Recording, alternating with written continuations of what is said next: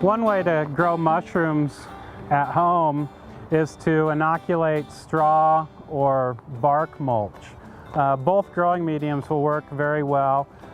One problem with straw that in Wyoming, the wind, of course, straw might blow away. So bark mulch might be a better choice.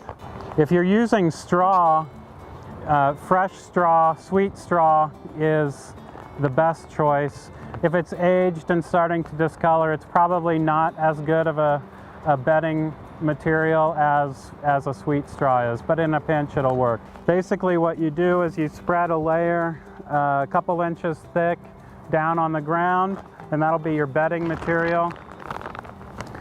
Then you take your inoculum and you spread it around that bark mulch or straw.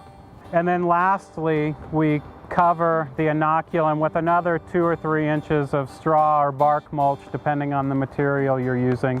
We turn the sprinklers on, water it really well, and we can expect mushrooms to start producing within the next couple of months after the inoculation. This is Chris Hilgert with the University of Wyoming Extension, and you're watching From the Ground Up.